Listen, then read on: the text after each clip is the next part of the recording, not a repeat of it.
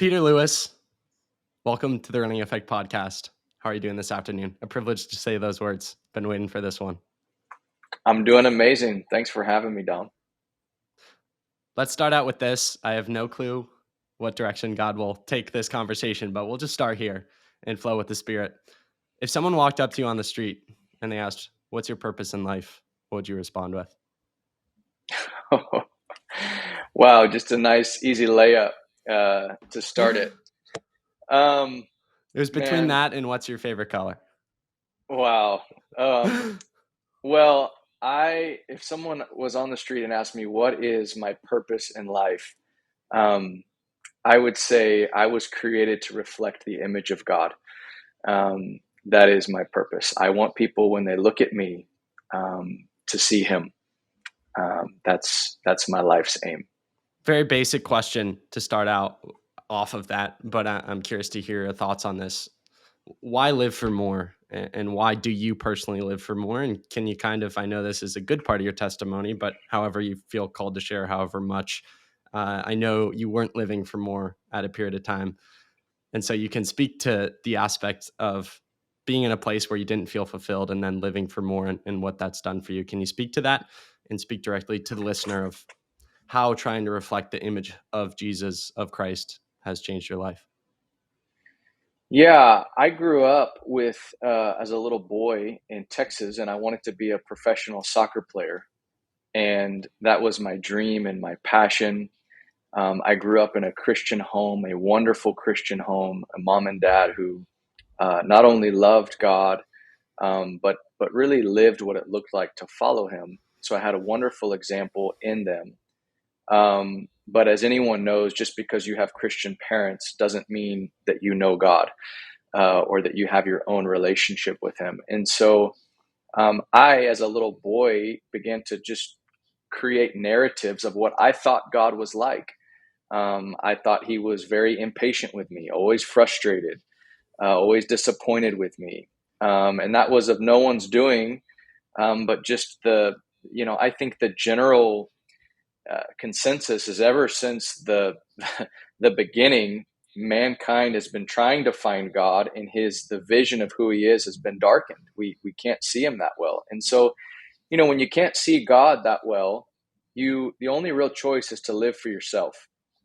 Uh, and I think that's the essence of where I was, as a teenager, pursuing professional soccer, ultimately getting to live that dream. But on that journey, I realized that man, no matter how many goals I accomplish in life, no matter how many cool things I get to experience, they don't scratch that itch. Because if I'm just living for me, and this was the big aha of my teens and early 20s, if I'm living for me, no matter how, there's so many, people talking about the power of me and what can I do? And I love that. I love exploring the limits of the human body. Like, I'm fascinated by, Alex Honnold free soloing, El Capitan. Like, I love that kind of stuff because I'm like, man, God made us amazing creatures, but it's not unto our own selves. And so ultimately for me, I was really dissatisfied. I had addictions in my life. I was addicted to pornography. And it wasn't until I really got desperate um, that I found and encountered Jesus in a very real way because I needed help. I was living in guilt and shame, condemnation for all of these things. And and once I really encountered Him, and I can share more about that later, um, I realized, wow, true happiness and true joy is living in light of Him. And my purpose, I was created in His image to reflect His image. And so I think I'm still learning to do that as like a little, you know, I don't feel like I'm doing it perfectly by any stretch, but I'm endeavoring to do it. And to be honest, the joy that I get of helping other people see and encounter the love of God, there's nothing better. There's nothing better because it's not about me. It's just not about me. And I like living for something bigger than me because I'm not that big.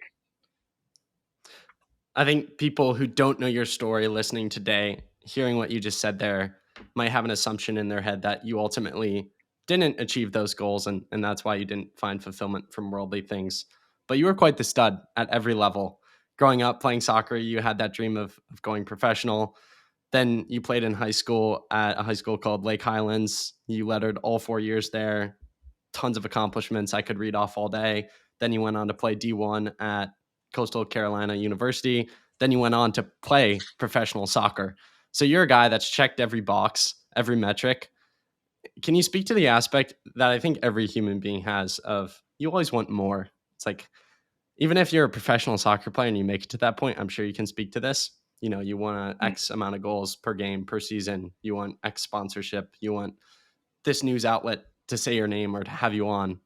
The human heart is never fully satisfied from worldly things. And I think you can only accept that after you've chased after them and you still feel empty. And that's something I think a lot of listeners can relate to. And that's why I love this conversation. The answer is Jesus, relationship with him. That's the fulfillment that's missing in your heart.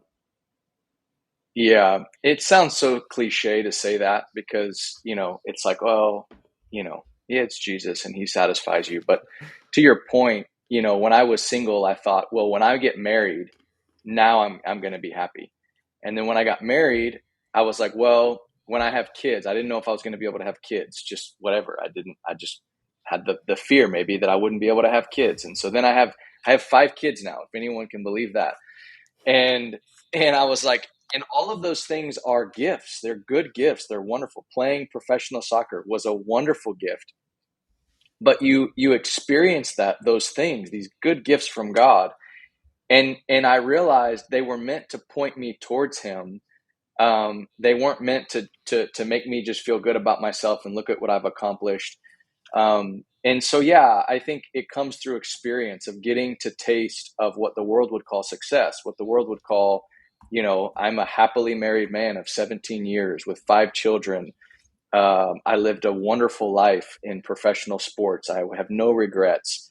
But after a while, you then meet other people, and you meet. Here's the other thing, Dom. You get to meet a lot of people. We've all met people who are more successful than us, have more money than us, and it doesn't always equate to their satisfaction, their joy, their happiness. Like you look at, go, wow, you make that amount per year, and so you must be the happiest person in the world. But then they open up to you and they have the same fears, the same doubts, the same. And at some point you wise up and you go, wow, I wonder if it isn't all about these things. I wonder if I'm able to actually to be satisfied today before I reach the next goal or iteration of, man, when I break that 6-minute mile, when I break that 5-minute mile, whatever the case may be. We've got to break away from that never enough mindset without losing the drive. I love the competitive drive and competition. I think we were created for that. And so this isn't diminishing at all, our desire to conquer mountains and to do great feats. I think we just do them mindful that they're never going to fully satisfy us in the way that we're intended to be satisfied. Curious to get your take on this question. I brought it up on a few podcasts before. I know I brought it up on the one with Caleb, which I know you've listened to. The statistic, I think society in general is really struggling in 2024, but specifically the age group, my age group that listens to this podcast, high schoolers, collegiates, are struggling at a rate they never have before. A few years ago, a study came out in the Wall Street Journal that 59% of adolescent females experience persistent feelings of hopelessness, loneliness, and depression in that past year. Males were a little bit below that, I think in the 40%. Just ridiculous numbers that make your heart break. Why do you think that is? And what do you think the solution is to that? And maybe speak to a listener who is feeling those things. I mean, statistically, we'll have hundreds of people who feel those things. What's the answer there? Yeah, well, there's challenges today, Dom, that didn't exist 20 years ago. And the power of technology is beautiful, it's wonderful. I'm not going to get on a soapbox of that. I do think it's important for people to be aware of the effects of technology upon the brain. I mean, we know the movies, the documentaries, that expose the addictive qualities of our phones. And so until someone can come, if someone is listening and they fit in that category, you know, excuse me, do a little check. Are you addicted to your phone? Are you addicted to some other thing? Are you addicted to food? Are you addicted to pornography? These are indicators that would go parallel with those statistics of depression, suicide, hopelessness. And there are ways out. There are ways to find freedom from these addictions, because if we don't acknowledge that these things, our devices are playing a role in these statistics, it's foolish. Does this mean we should just burn them all down and stop using them? No, because we can use them for good. But if you're in that 60%, if you're in that category, you may need a season of your life where you are away from your phone, and for you to discover, wow, there's a dopamine hit every time I get a text message. The engineers designed it to do that to your brain. And so they're literally realizing that we don't have the power to overcome these things by ourselves. And so what do? Reach out for help. Ask somebody in your community who loves you and say, hey, I think this is contributing to a real problem in my life. There's no shame. There's no embarrassment. Reach out for help. Get around a table. I think the breakdown of the table, even if you're like, well, my family doesn't eat around the table, get some friends around a table. Spend time without your phones, having a meal. I know this sounds so simple, and you're like, really? Yes. Sit down and at a table with a meal, with a coffee, and say, hey, for the next hour, we're not going to look at our phones, and we're going to have to come up with meaningful conversation with one another. You'd be amazed at just the feeling of genuine connection and genuine sense of belonging that people are wanting. They want that feeling. That's why they're on their phones, because the like and the comment and the share in the impact metrics make you feel like you're connected to more people than you actually are. And so um, I would just tell people listening, you're not as alone as you might think you are. And if you'll put your phone down for just a little bit, even Jesus's advice in the Sermon on the Mount, he says, hey, if you're anxious, he goes, look at the birds of the air and look at the grass. And he basically says, if you study the birds, you realize they don't have a care in the world because their father feeds them. And if you look at the grass, you look how beautiful the flowers are. He goes, they're not worried about their clothing. And he's literally, it's the prescription for anxiety right there. So simple is, if you're anxious, go look at the birds and go look at the beautiful flowers in the grass and realize this, that you have a Father in heaven that cares more for you than the flowers and the birds. So if they're not worried, how much more encouraged should you be? And so that would be my encouragement to anyone listening. And I have such compassion for you if you're in that boat. And I'm not trying to oversimplify your issues, but there is. I just got back from a personal retreat in Montana, and I did this. I took my own medicine, and I only went there to just go and stare at God's beautiful creation. And I can tell you from personal experience, I had no signal up there except when I was in this little cabin. Anytime I got outside the cabin, there was no signal, and I could just feel my soul beginning to breathe again, and just tension and anxiety just melting away. And so, anyway, that was a long-winded answer, but it's something I'm deeply passionate about. A few questions for you off of what you were sharing there. I think a lot of people, when they hear you talk about Jesus, the love of Jesus, the different things you've mentioned, we probably have listeners who are thinking two things. One, who is Jesus? And two, people who have experienced him maybe think, I thought this once. I'll be honest, he doesn't want anything to do with me. There's just a lot of stigma around, I've never had a personal relationship with him. Maybe I accept God exists, but he created the world and doesn't want much else other than that. I'm just going to live my life. Yeah, the first question was what again? Who is Jesus? Yeah. Well, it's a beautiful question, and I think it's one that we get to keep asking again and again, no matter how much we know or think we know about him. My personal story is, I knew about Jesus. I knew that he was, I knew what the Bible said. He was God's only son. He was sent to earth through a virgin named Mary. It's a crazy story. If you actually believe the Bible, it's it's astounding. You're like, wait, what? Say that again. I don't take any of it for granted. It still amazes me to this day, no matter how many times I've heard it. So I knew all about Jesus. I knew that he died on a cross for my sins. I knew that he rose again on the third day, so that I could have a relationship. He wanted to forgive me of my sin. I didn't know what sin was, Dominic. I thought sin was just the stuff that I did on the outside. I didn't realize it was a condition that blinded me to knowing what God was really like. That was really the effect of sin, was that it left me selfish, and I couldn't see God. And so when we talk about Jesus saving us from sin, he's saving us from the blindness that makes us incapable of seeing the one whose image we bear. And so for my personal story, I was addicted to pornography and I had no hope. It was like a cancer destroying my soul. And I cried out to God, and it was an ultimatum of sorts. I said, God, if you're real, you need to deliver me, because I read in the Bible that says you're powerful to save from enemies. Well, this is my enemy. I don't want it, and you're not saving me. And I finally got really real and honest with God. And that was a big moment for me, because I thought before that you couldn't be honest with God. And boy, was I wrong. And I want to say 3 months after I prayed that prayer, I had a legitimate, powerful encounter with the living God. And the details are many, but suffice it to say, I could literally, tangibly experience God in his presence coming over me, and he set me free. And this was March 9th, 2006. I know the day.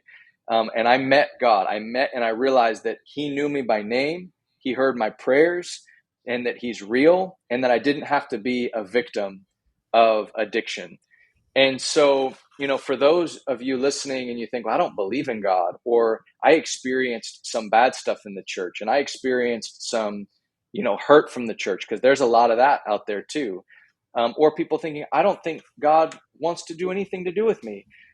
All I would tell you is that if you seek him, meaning if you call out to him, God, I want to know you. If you're real, I want to know you. Jesus, this guy's talking about you on this podcast. Maybe there's been these little promptings in your heart along the way. Pray. It sounds stupid. Your brain, I was in this cabin by myself and I was praying. And there was even times, I've been walking with God now for years. And even in this cabin, I'm like, wow, I'm talking out loud to this God I can't see, but I know is real. Open your mouth and just say, God, I want to know you. It's maybe the most profound prayer you could ever pray is, God, I want to know you for myself, not for my sake of my mom or my dad or my grandma. I want to know you for me. Do you know me by name? Do you see me? And do you love me? And if you pray those prayers, I can assure you, he will answer them, and your life will never be the same. He'll show up. He always does. He will. I love it. He will. I love it. Peter, diving into something you were talking about a minute ago, but also earlier talking about addiction. I think one of the most prevalent addictions in society today is addiction to pornography. It's something I don't even think that word has ever come up on the podcast before, but in my heart, something that I've wanted to talk about and find someone to talk about, because I see just the immense issue that it is in society. And you look at statistics and it's like everyone's experienced it in some form.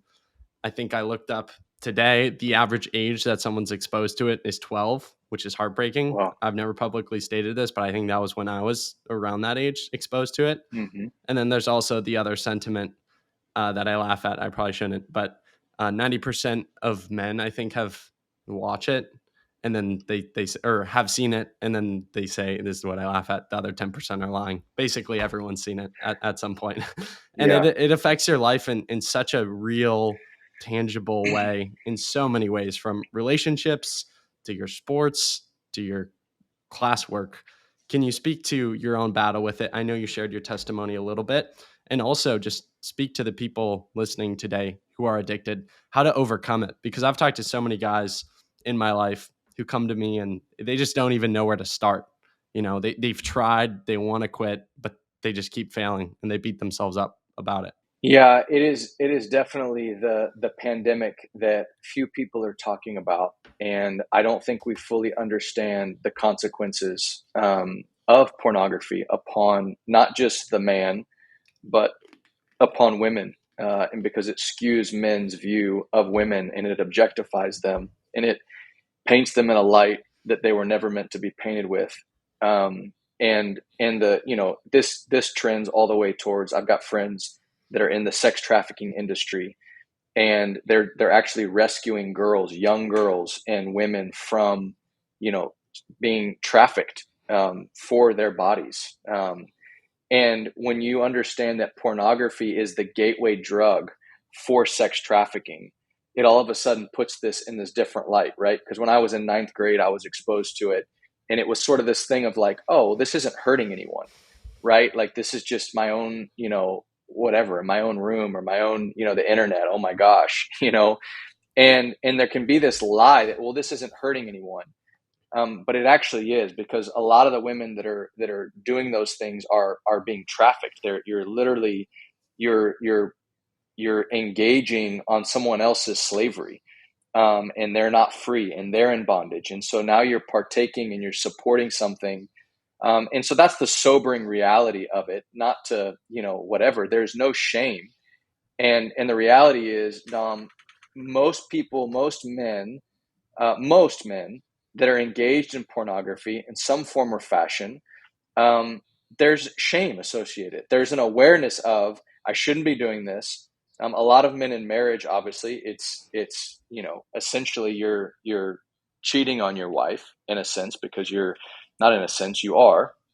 And for the single men, it's just perverting your own soul, that when you do get married and do get into a covenant marriage relationship where the beauty and the glory and the majesty of sex is to be enjoyed, which again we don't talk enough about in the church or otherwise, is the power of one man, one woman in the marriage bed in the gift of sex. I think we do a very poor job of explaining to young men, hey, it is worth preserving your eyes and preserving your heart for that woman. And the gift of sex and the gift of that is so worth protecting. And again, because right now there's so much fear and shame around it. And so if someone is bound in that, number one, you need to bring it into the light. When that addiction is not in the light, it only gets more and more perverse and more dark. And you need more and more. Pretty soon the images aren't enough. Now you're looking for stuff. You're looking to go actually hook up with women or whatever the case may be. And that's just a never ending, uh, it's a slippery slope towards death. And I don't have time to fully expound on that. I'm just telling you, I'm promising you, that life leads to death every single time. And I would want to spare you from that. So number one, find someone you trust and you can share and tell it to. And then number two, and this is just going to be, I'm going to be unashamed about this. You, there is a hole in your heart of pain, of sorrow, that only God can touch. And so you need the gospel, the good news of Jesus Christ, to fill that. You will never be free apart from that. We actually have we didn't share this. This isn't even a shameless plug. This is something that is so real to me, but we have a free course on our website, called Freedom with God. And it's just me talking head in the woods and I'm explaining to people how to find true freedom. And the freedom can be from pornography, but it can be from any other addiction, self-hatred. It can be from depression. If you're looking for freedom, you can find that, and it's a free course. It's what we do with our ministry. I'm a runner, but I'm also in ministry. And so I would point people towards that. It's a real resource they can log on to and experience. So many thoughts there, so many different tangents I could take there. It was something I'm personally curious about as you have 5 kids, as they're growing up, if you're willing to share, whether it's phones, pornography, just the current challenges of modern day. What are some challenges that you're facing as a parent? And what are those conversations like with your wife as you're figuring out, when do we give our kids a phone? When do we talk about pornography existing and how to handle that? If maybe you go to a sports practice and one of your teammates is showing you something they shouldn't, how are you handling those conversations? And what's it like being a parent in 2024 as someone who's nowhere near one? Well, that's a great question. We live across from a public elementary school here in Dallas, and so all four of our kids, now five of our kids, will have gone through this school. And I remember being fearful as a parent and going, "Wow, they're going to be exposed to so many things," and they have been. And so for our oldest two, who are 12 and 10, we've had those conversations, and I've had some versions of the conversations with my 9 and my 7 year old boys as well. And so I try to be proactive. I believe in the law of firsts, and so I want to be the first person to talk to my kids about sex. I don't want some sixth grader who's in there going to expose my kids to something. I want to be the one that says, "Hey, this is what it is. This is what it's not.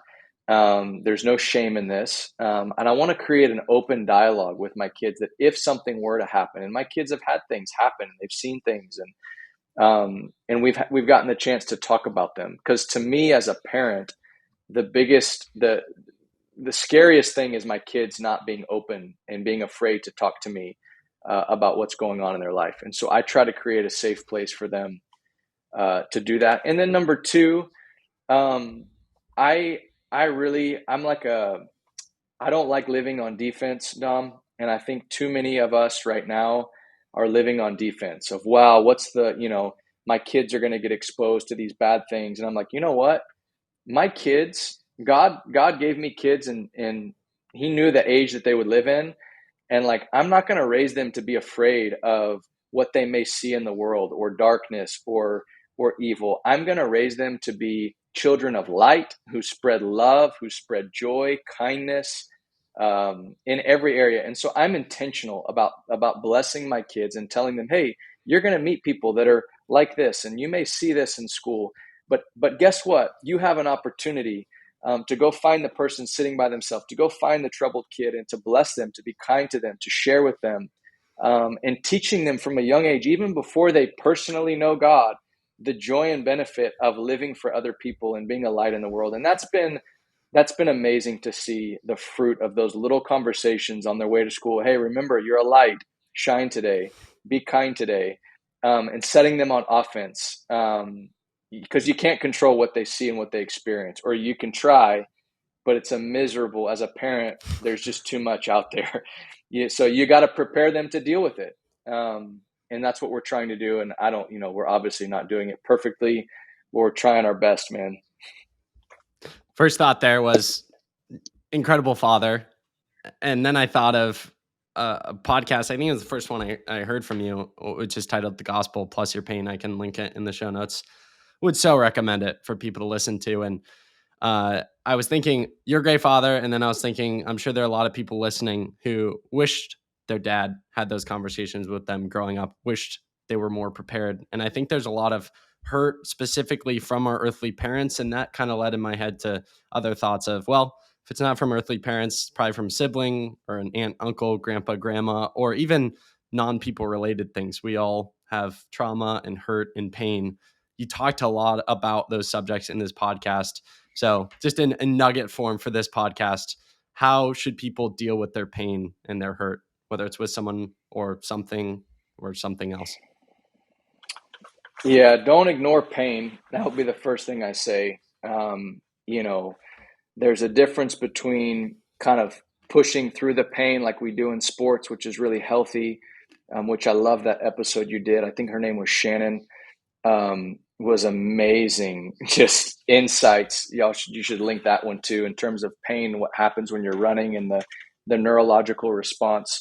When it comes to pain in your heart, though, um, you need to bring it into the light again, and allow truth to come, because what happens when you experience pain is you get the temptation to believe lies and narratives about yourself. So, for example, if someone was rejected you, you didn't get the job, you didn't make the sports team, the coach said no to you, that's painful. And you worked really hard, and you thought you deserved a better spot, and actually someone less deserving than you, but you know, the coach's daughter was best friends with her, and so she got in instead of you, and you're like, that's not fair, and there's pain there.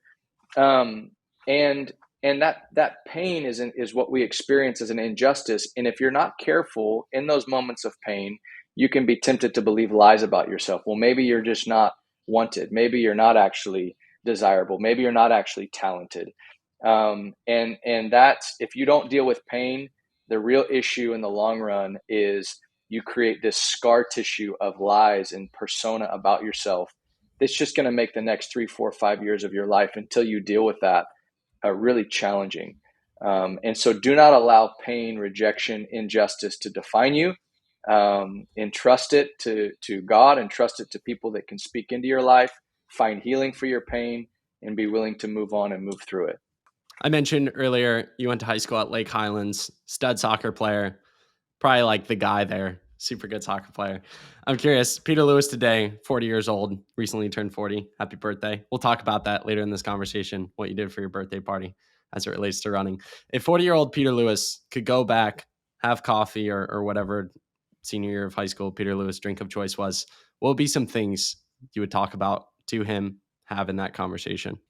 Wow, man. I think I would just encourage myself, Dom, that you're not going to have all the answers. You're not going to do it perfect. Your best quality is that you never give up and that you have integrity. And don't ever forsake your integrity. Let your word continue to be your word. I would just affirm that part of me, that wanted to live with integrity, even though it would cost me in the last 22 years. Integrity is costly. Where when you say something, you follow through with it.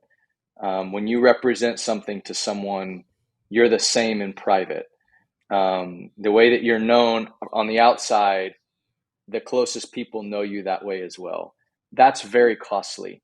And I would affirm, I would speak into that part of me and just say, man, don't ever lose that. Don't ever let that go. And enjoy the journey. I think that's the other thing it took me really the last 5 years realizing the power of joy, Mm. with doing hard things. And really, yeah, the last 5 years, I would say, this revelation of joy has begun to mark my life, in a way that feels really significant. Going back to that senior year, whatever you're in high school version of yourself, if I went back to him today and said, believe it or not, one day you're gonna be one of the founding members of Upper Room, you're gonna start a ministry, you're gonna be a runner, not a soccer player, what would he think? What would he say? Would he believe me? The thing he would believe the least is the runner. I used to say as a soccer player, I hate running. I was like, why would you ever run without a ball? That was my big line. Like why would you run with no ball? Um, so out of all of those things, he would doubt that the most. But sure enough, it's true. And in the last 5 years, I've come to really fall in love with the sport. Talking about your running and your journey within it, take me through that running journey from being stubborn and obstinate about the sport to ultimately not just kind of, I don't want to say joining, okay, that makes it sound like running is a cult, but participating in the sport to the point of going back to what I was saying, your 40th birthday. I think you, for your birthday party, you ran a marathon and a 5K for your 40th birthday. Where does this love and passion for the sport come, and how excited are you these days about your own personal running? Well, I yeah, I started running a little bit before COVID. My wife got me the Whoop during COVID for our anniversary, which was so cool. I'd never had a fitness tracker before. And as soon as I saw that, like, 15 strain, 17 strain, 18 strain, I was like, okay. So I was running about 3, 5 miles a day, and I was slowly building. And we have a lake in Dallas called White Rock Lake, and I was like, I'm gonna go run the lake, which was 9 miles. I was like, maybe I'll get into running, and so I ran this 9 mile loop, and it took me a little over an hour. And I was like, you know what? I'm good. Like, that was a long time. Like, I'm gonna stick with just trying to stay in shape and try to keep this dad bod off of me. Well, so later that fall, this was 2020, I saw Iron Cowboy. I watched the documentary where Iron Cowboy James Lawrence does 50 Ironmans, all 50 states. So inspired me. Fast forward to April of 21, my wife surprises me and flies me out to Utah to do a marathon with James, and my brother came out with me on day like 44 of his Conquer 100. And I hadn't been training, Dom. So I go out there, and luckily James was a little bit injured. He was on day 44 of doing an Ironman every day. And I go out there and we did it. I completed a marathon with James with zero training. And that was the day, the moment something clicked in my brain.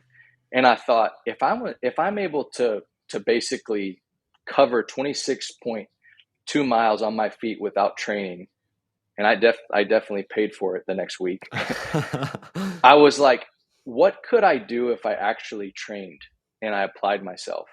And so I signed up for a 50K that November, and I ran this 50K down in Glen Rose, Texas. And ever since then, I began to discover the wonderful, dare I say, drug of running and its effect upon my mind and the stage of life that I'm in. I really do love identifying with the running community, because I've met some of the most amazing people, some of the most quality people. And for me personally, running, not just in the natural, is so parallel to my spiritual journey. And my biggest aim in life, is not that I'm some big flash in the pan today. I want to be old and gray, and still faithful and consistent and the same. The same. I don't want to end up when I'm 80 and just burn out and miserable. And so I realized the big aha for me, Dom, and this is, I didn't know any of this. I feel like God actually taught me this. I said, God, I don't like running. And he says, because you're running too fast. And I said, what do you mean? He goes, if you can't smile when you run, you're running too fast. Now, I didn't know about zone 2 training at this time. And so my training, I ran, and my measure of can I smile? Can I smile at people going by? Can I look like I'm enjoying running? And if I had the grimace, I knew I'm not going to go out and run tomorrow. And so I need to run today to leave enough in the tank to run tomorrow. And that changed everything for me. Now I'm like, I like running because I can smile when I do it, and I see people now. And guess what? And you guys know this. I mean, you'll know this way better than I do. When you run in zone 2, all of a sudden I started running fast, and I'm like, wow, I'm getting faster and I can still smile. And so that blows my mind. I still don't know the science behind it, but you go slow to go fast. And I've experienced that. And I'm a very, amateur runner in that regard, but I know you briefly shared about how spirituality ties into your running, but in our first ever conversation with each other, you mentioned to me how it relates to, I don't quite know if it's a life motto, but a saying that you say it's time to run with the gospel. And you sent me some things, you sent me some stickers of that, and how you shared the message of how that relates to your running was so convicting. There's a sticker on my phone that I take my phone with me everywhere, going back to the addiction on phone conversation. Can you speak how spirituality weaves into your running and that phrase, it's time to run with the gospel, what that means to you? yeah. Well, it started with me learning how to run and learning how to be happy when I run. And I realized if I was doing, zone 4, zone 5 workouts and sweating and just grimacing every day, I was only going to be able to do that for a week or two. I'm 40. I don't have the same energy as you do or these other guys running 5-minute miles, whatever. Like, I can't do that every day. Why? Because a month from now, I'm not going to work out anymore. I'm going to be burnt out and tired. And I realized so many Christians are the same way. They're living their life and they're just going too hard. They're doing too much. They're trying to please God, and they don't actually enjoy God. And I realized that if I'm going to be a good witness and representative of Jesus on the earth, I don't want to be a grumpy Christian. I don't want to be someone that's complaining and grimacing all the time, and life is so hard and Christianity is so hard and I'm not allowed to do all these things. I love being a Christian. I love calling God my Father.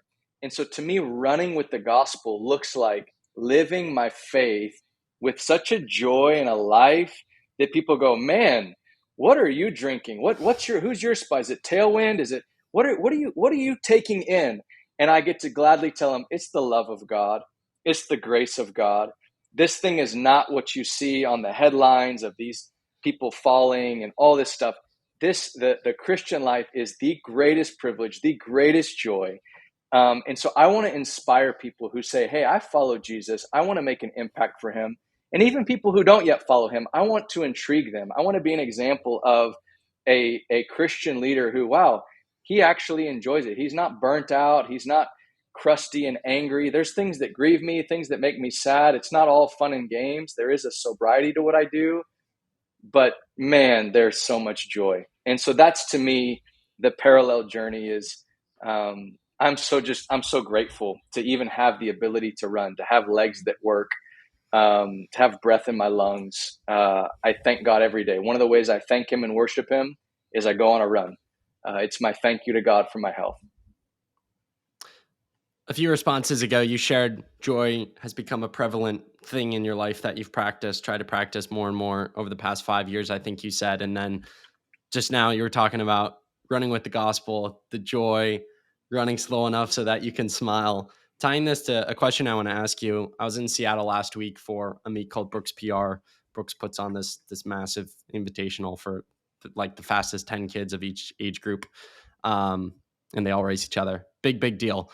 Middle schooler comes up to me. He knows who I am.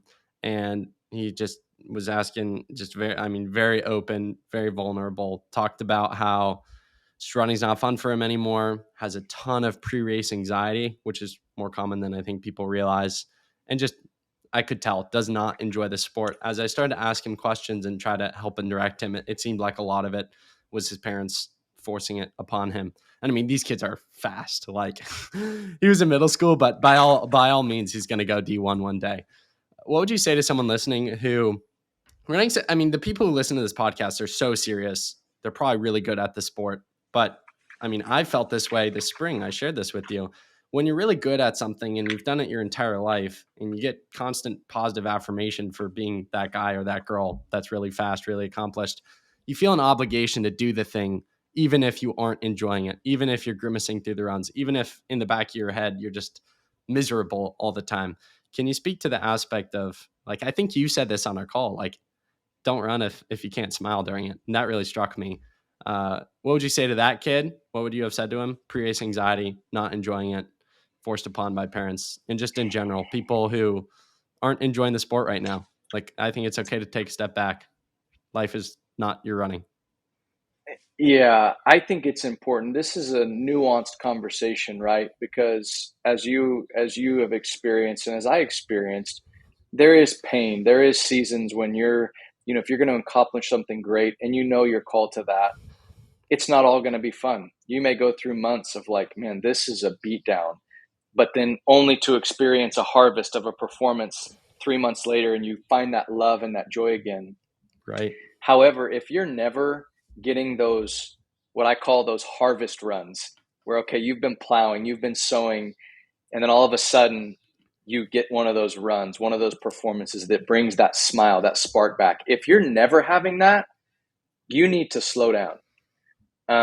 Because if you're running and setting PRs today, but you're not going to be running a year from now because you're going to be burnt out, well, that's not worth it. Imagine the PRs you could set and the records you could break if you paced yourself, allowed yourself to mature, not just physically, but mentally and emotionally. Why do you think so many old guys are good at the ultra running? Why are there not any 19, 20-year-olds winning the ultra running that I know about, right? Most of them are older guys. Why? Because the ultra running, and again, I know we're talking about maybe two different sports, but it's applicable here. To run 200 miles, you got to be patient. And I've not met a lot of 19-year-olds patient enough to cover that kind of ground. I'm not saying they're not out there, but they're few and far between. But even if you're a sprinter, the concept applies. Maybe manage your load a little bit, slow your racing down. And there's this phrase, lovers always outwork workers. If you love something, work doesn't feel like work. And so cultivate the joy, cultivate the love, do what you did at first that made you fall in love with the sport, and go back to those things. If you can. Now, some of you, you've got contracts, you D1, and you can't, and you have to just do your best to honor your commitments and realizing that, you know, it may have to be a mental exercise. You may not be able to stop your training, and that's okay too. You can actually just mentally prepare yourself and go, hey, you know what? I do enjoy this, and this is hard right now, but I'm going to commit to remembering the joy I had when I first ran. And before you go to that next race, remember just what it was like to be raw and untrained, and have that joy. So I hope that helps. One of the biggest lessons I've learned from, I've lost track of how many conversations I've had, 400, 500, whatever I'm up to, is the aspect of the best and the ones who enjoy it the most while performing the best do running for more than the result. You know, of course, it's natural to train for a result. A lot of times that's what motivates you, but it's not sustainable if you're only running for a medal, for the recognition of a PR, for whatever it is. Can you speak to that a little bit? And I'm also curious, as someone who's so spiritually wise and gifted, are there any corollaries between that and the spiritual life? What's the equivalent of that in the spiritual life of, not just doing things for the achievement, but doing it for the process of the thing? Yeah, I mean, you said it beautifully. If you're just running for the result, you're not going to get the result every time. I think I just saw a clip. Roger Federer, he won like, I think 80% of the matches he played in his career. 80%. Do you know how many points he won? 56%. He won just over half the points, which means he lost 44% of the times he played. 44% of the points he lost. You think about that. So you look at results. If you're so granular on the result of, well, I lost this point, I lost this race, and you fixate on that, and you don't take and zoom out and take the whole and go, you know what? Whether I win or lose, I'm a runner, and I like being a runner, and I like who I am when I run. Um, that is the key, because then now you're unplugged from the matrix of results, and you will get results, because if you love it and you enjoy it and God's gifted you and made you fast, make no mistake, you will get the results, but the results are fruit of you enjoying the process. And if people can think of results more as fruit than they're right, people think, well, I put in the work and so I deserve a result. No, you don't. You may harvest the fruit of a PR or a first place in this race, but that's just fruit that happens. Anyone that's cultivated a garden or a tree knows that you can't force that fruit to happen. You can water it and you can tend to it, but the fruit's going to happen. And if you can just fix your mind like that, where you just almost surrender the results to, doesn't mean you're not applying yourself full on, but you're applying yourself and you're completely surrendered. And I would say the same for those, the spiritual journey. You can't make things happen. We're not in control as we think we are. I mean, Dom, we are so scientific about everything, our training and our hydration and our fueling, and we think we can control things. And you really can't. And the moment we just kind of let that go and go, you know what? I'm going to take all of this data out here in the information age that there is available, these training programs. I'm going to take what works for me. I'm going to put my full effort into it, 100%. And then I'm surrendered and happy with the result. And if I finish third or fourth, I'm going to realize, wow, I'm faster than most people on this planet. and there may be a handful of people faster than me, but I'm faster than I was a year ago. And that's a victory. I want to ask you a selfish question, but I think it also relates to some people in the audience. A lot of this conversation we've talked about and talked to people who haven't experienced the love of Jesus in relationship with him, the fulfillment that comes from that. But to the people that do have relationship with Jesus, I think a constant struggle is being vocal, for maybe a lack of a better way of putting it, to those around them about that relationship. And even, this is where it's selfish, people like myself who have such a big platform. And again, this isn't a spirituality podcast, so I don't necessarily think it fully applies, but relationship with Jesus is the most important thing out of all the things in my life. And yet I think there are so few times where I could lean into it, but I don't, right? And you think how many people could be impacted if I do. I remember in high school, here's why I think it relates to the audience. I had a relationship with Jesus. I went to a public school. There was so much brokenness that I knew Jesus could heal their hearts. He could fulfill them. And so many times where I didn't speak up. And I think there are a lot of kids listening today who have resonated with the subjects we've talked about. They believe in Jesus, they have relationship with him, but they haven't stepped into leadership in their faith. How would you encourage them? And what are some ways people can really practically start to step into leading in their faith to those around them and sharing the gospel? Yeah, what a great question. Um, yeah, for everyone listening, hopefully it's obvious. I am not selling anything to anyone. I really enjoy Jesus. I love him, and I've given my life to him, and it's my joy to follow him and surrender all. And I've received so much more in return.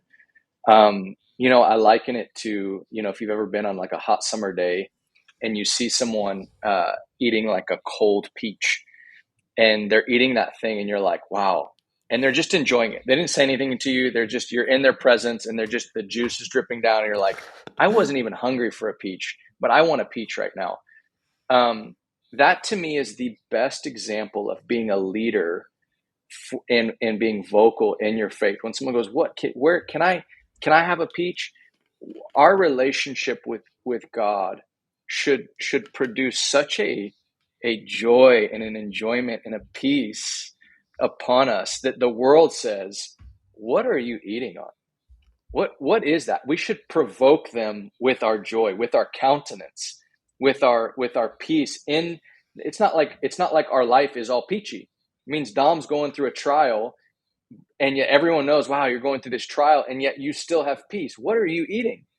Then you have an opportunity and go, whoa, man, it's Jesus. He is my rock. He's my everything. And now all of a sudden it's natural. We share about things and are vocal about things that we enjoy. And I would put that to anyone on here. The first time you drink a Tailwind, you drink Tailwind, you're like, oh my gosh, I performed so it's Tailwind, or I put these Brooks on, and like, man, these Brooks make me fly. I love Ultras. And so like the first time I put on Ultras, I was like, man, these shoes. And I talk about Ultras. Why? Because I like them. And you don't have to tell me to talk about them, because I like them. And so I would tell people struggling to go, hey, I really want to step up, learn, like allow yourself to truly enjoy the Lord. And then it will become so free, and you won't worry about what people think about you. I really don't care if people think, well, this guy's crazy. Because if no one believes off of this podcast, I'll continue to pray, but I am going to continue to enjoy and continue my race. And as you know, and as you've probably trained people, you've got to run your own race. You can't run someone else's race, and you got to stay in your lane. And that's what I'm doing. And I want to inspire other people to do the same. On the opposite spectrum, someone listening today has never been in a relationship with Jesus, but they're intrigued after listening to your words today. Where should they start? Yeah, get a Bible and read the Bible. Find some podcasts that you can hear the word being taught. If you have trouble understanding the Bible and it's overwhelming to you, you can start in the book of Matthew and just read through the life of Jesus. If you want to know Jesus, you can read those first 4 books, Matthew, Mark, Luke, and John. And it tells you all about his life. And then, like I said, that simple prayer, Jesus, I want to know you. Would you show yourself to me? I think it is the most powerful, exciting prayer anyone could pray. And not just pray once as like a Hail Mary. If you're listening to this and you're a runner, and someone's like, hey, I want to run and I want to break a 12-minute mile, and I've never run before, you would say, hey, why don't you go start running 1 mile? And that will be the step of your journey. And so praying that prayer, it represents a heart posture of, Lord, I want to know you. I want to set my heart to know you. And I promise you, I assure you, if you're here and you're curious and you set your heart to know him, he'll reveal himself to you, and you'll taste this that I'm talking about. A few more questions as we wrap up our conversation today. It's kind of funny. We made it 56 minutes in, and this hasn't really brought up. I'm sure I'll mention it in the introduction, but in a word, what are some of the things you're building and working on? Some of the positions you're in? Maybe share about Braveheart, some of those other things on your heart, things that are important to you that you work on in your day-to-day life. Yeah, so I'm an author. I've written a handful of books, again, with the purpose of helping people see and know God. I have a real heart for people who maybe have been around church or been hurt by church, or just the, I want people to ask the real questions, and to be really authentic. And so I'm working on some writing projects right now that I'm really excited about. Hopefully, we'll have one of those published here this fall. Really excited about that. And then, yeah, with Braveheart, we've got a big summit coming up in November for people that are running with us around the world. They're running with the gospel. We're going to bring them here to Dallas and kind of do a big 3-day event. The first ever Braveheart annual games will be on there. And so that's going to be amazing. We're probably going to do some sort of running just as a group for that, which will be so fun. You need to come down. And then, yeah, I think for me, just even in life, I don't want to build all these things at the expense of my marriage or being a dad to my kids. And so I'm really mindful of just continuing to build into my marriage, into my kids. I got 5 of them, so it takes time. It's a huge line item on my budget in my time. And so, but I enjoy it and I love it so much. Conversation about your running. Final question on it. What excites you about your personal running these days? Still smiling on runs? Still smiling. I just did the marathon on my birthday, which was so much fun. I did a 23-mile loop with about 5 buddies. And then when we got back to that 23 miles, we had about 70 friends and family, kids. And so the last 3 miles of that marathon were together with them, which was so fun. To me, inspiring people to run is probably now my favorite thing physically to run. And so I have a list of people now in my circles that they said, "Oh, I hate running." And I said, "Well, why don't you run with me?" And they think, "Oh, you're too fast." I said, "No." I said, "I'm actually slow. Let's run together." So I want to keep inspiring people to run personally. Um, I don't know, Dom. I probably need. I'm on that post race kind of lull. I haven't been running that much after the marathon, and I'm in that in between stage of. I need some inspo again. I need some accountability. I need someone to send a race my way and go, "Hey, you should sign up for this." And so, anyone out there with a good one, interesting one, send it my way. I'm open. I'm all ears. 2 final serious questions for you, Peter. One that's on my mind that I'd love to ask you. If we had this conversation a year from now, what would we be celebrating? Wow. A year from now. That's May. That's June of 2025. Um, I think we just celebrate another year of being steadfast. I want to say that I don't think we celebrate steadfastness enough. We celebrate the mountain peaks, the huge accomplishments. I hope you and I have another conversation in a year, and you go, "Hey, tell me what you did," and I go, "Man, I was steadfast." And that's enough. And we have a party and we go do a 10K together or something to celebrate it. Um, I think there's too much celebration of the huge big moments and not enough of just being faithful with the day in and day out. So that's my Mm, hope. I love that. There's a lot of depth there that I want to chew on, even personally. So I'll be chewing on that one. Peter, final serious question for you. For those that have listened to our conversation today, honestly, man, like so many things discussed in this one. So I don't even know where to leave this one off on. Just like for those who have listened to the conversation, what's the final takeaway message? Whether it's something that we talked about that resonated with you that you want to hammer again, or a new thought that you feel like the Lord's putting on your mind. What's the final message you want to leave people with? Yeah, I would want to tell everyone listening, kind of knowing a little bit about your audience. Don't take yourself too seriously. Um, Life's too short to take yourself too seriously. There's a God in heaven who loves you. Um, And you may know that to a degree. We're all of us on a journey of knowing that more. And so take that to heart. Only you'll know if you walk that out. Is that something that you'll experience in your own way? But ultimately, I would say in this day and age to this group, I want to just bless you to slow down. Slow down, take a deep breath. It's not as bad as you think. You just need to be patient. Be patient with yourself. Be patient with your process. Be patient with your circumstances. And I would just want to take the weight off, Dom. I feel like so many listening have this weight on their shoulders of performance pressure and trying to please their parents and trying to please loved ones. And I would just, as a coach, I'm a coach as well. I'm a life coach. I would just want to tell you to take the pressure off, slow down, and breathe a little bit. Slow your breathing, and enjoy the journey. Peter, final question for you. The question I ask every single guest on every single episode.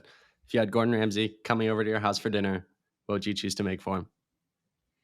What I choose to make for him? Chef Peter Ooh. Lewis. You know, I'm actually I like watching his cooking show. He's got this new cooking show, and I haven't made it yet, but he makes this chicken curry with these chicken thighs. And so I would make him those curry chicken thighs with some sort of like ginger cilantro basmati rice. Wow. A true student watching the Masters TV show. Yep. And then cooking him one of his own dishes. You're a smart man. That's one of the most thoughtful responses I've heard on that one. The funny ones are when people are like cereal, and I'm like, "What cereal?" And it's just like I asked what you would make for him, but okay, we'll take that. So, anyways, Peter, you've been more than generous with your time. Thank you for. I mean, we just followed the spirit on this one. I mean, I feel like we nailed so many things. You are a true testament to the goodness of God, and I just see him working through you in so many ways. So thank you for blessing me with this conversation. And I just smile with joy of expectancy of the lives that this one is going to touch. So thank you. I'm thrilled to have this one on Spotify, Apple Podcasts, as long as those are up, because I know this one is going to touch lives, not just in the weeks it comes out, but in the years to come. I know this one's going to be shared, passed around. So God bless you. Keep up the good work and keep running with the gospel. Thanks, Dom. You too, man. Keep running. You're doing an amazing job.